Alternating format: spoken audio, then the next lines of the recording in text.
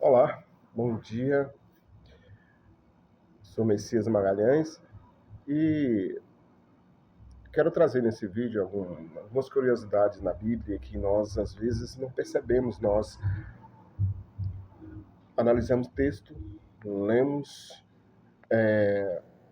e são coisinhas simples que às vezes passam despercebidas por nós.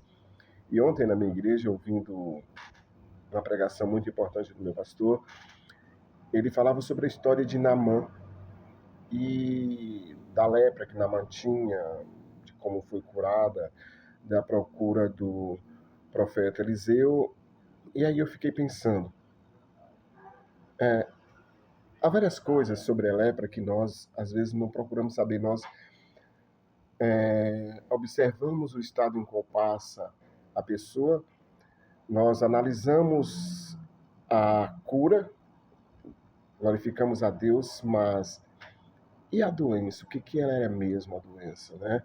De Naamã. Era uma lepra, nós sabemos, a Bíblia não diz. Agora, o que é a lepra em si? Uma das coisas mais importantes da lepra é que a pessoa cometida por ela perde a sensibilidade.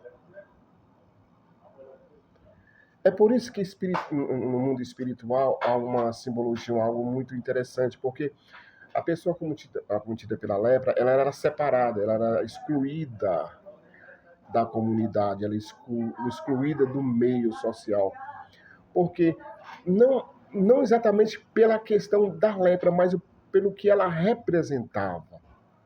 A lepra, ela representava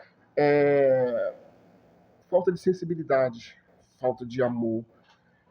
Era como se a pessoa que tivesse essa doença, ela perdesse a capacidade de gostar, de amar, de buscar a Deus. No mundo espiritual, essa pessoa se desligava do Senhor. E isso era bem mais ruim do que a própria doença pela qual ela estava passando, porque a lepra, ela era uma doença que a pessoa não sentia dor por tê-la. Você quer um exemplo? O próprio Naamã, ele era um general. A Bíblia fala que ele ia para guerras, lutava, né?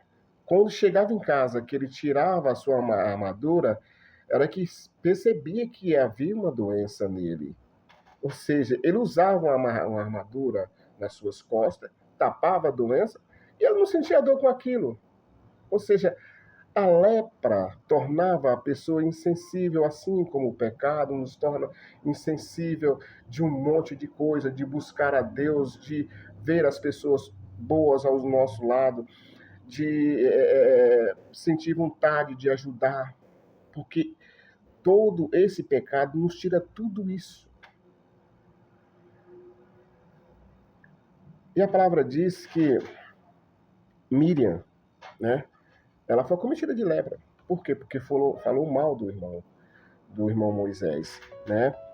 Ou seja, era como se o falar dela, o que ela expressou do irmão, se tornava ela uma pessoa, olha, você cometeu um pecado, você está separada do Senhor, você afastou do Senhor.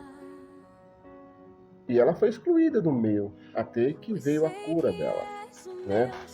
Nós vemos relato na Bíblia em que Deus cura várias pessoas de lepras. O Senhor Jesus, ele quebrou um tabu ao tocar num leproso para que ele fosse curado. Isso nos faz pensar o quê? Caramba! E hoje a nossa vida social? Nós convivemos com pessoas boas, nós convivemos com pessoas ruins, e a coisa mais interessante é porque muitas das vezes nós sofremos de um tipo de doença que é a lepra social, que há pessoas do nosso lado que não são pessoas boas. E nós sabemos que elas estão ali, nós damos conta dela, nós sabemos da existência dela, e às vezes nós a permitimos que ela fique ali, porque essas pessoas falsas, ela se camufla, né?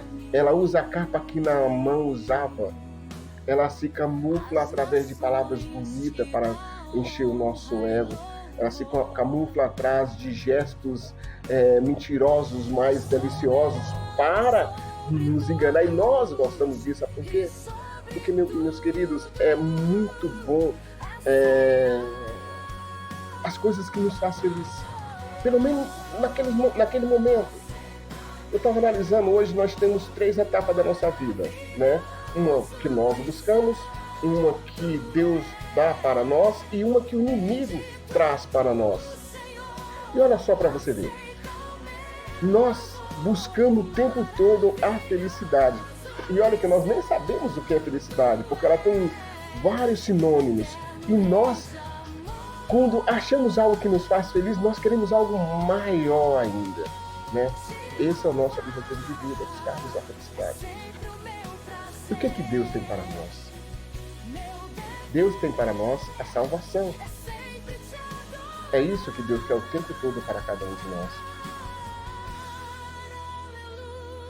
E agora, o que é que o inimigo traz para nós, que é a outra etapa? O inferno. A perca eterna, a perca de tudo isso que nós almejamos. Mas há 2 coisas interessantes aí. Qual a estratégia do inimigo? A estratégia do inimigo é para que nós usamos a sua ideia, potencializar tudo aquilo que nós gostamos, só que por um caminho diferente. Ele traça para nós um caminho, nós traçamos o nosso caminho e Deus traça um caminho para nós. Só que o caminho que o inimigo traça para nós é parecido com o nosso, só que mais potencializado. Ele traga benefício para você, para que você sinta-se bem. Tudo aquilo que você acha que é agradável, ele potencializa para que fique mais agradável. E você continua no caminho da perdição, até chegar um ponto que não tem mais retorno. Só que Deus não. Deus traga para você um caminho diferente, um caminho de transformação. Um caminho que, para que você chegue no seu objetivo, tem que haver mudança, tem que haver transformação. Você tem que mudar o seu jeito de vida, o seu jeito de lidar com as pessoas, a sua maneira de pensar, tem que ser tudo mudado. E tudo aquilo que proporciona mudança na nossa vida, ele de alguma forma traga um pouco de dor, não sei como, mas traga um pouco de dor para nós.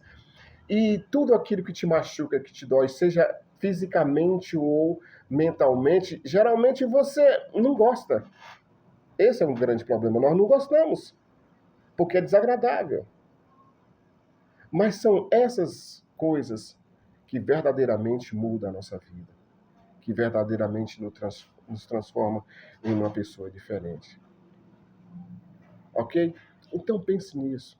Há coisas simples, coisas na Bíblia que nós precisamos refletir um pouco mais, analisar um pouco mais ela, ver o que verdadeiramente ela traga para cada um de nós. A transformação, ela é necessária, ela é importante na nossa vida. Analisar as pessoas ao nosso redor e ver qual é aquelas que verdadeiramente estão ali para nos ajudar e acolhê-las mais para a próxima. E aquelas que nós vemos que não vale a pena, eu não estou falando para você jogá-las fora, mas que você leve a palavra de mudança para ela, né? Você não pode mudar, nós não podemos mudar ninguém. Só Deus tem esse poder. Mas nós podemos plantar a semente, ok?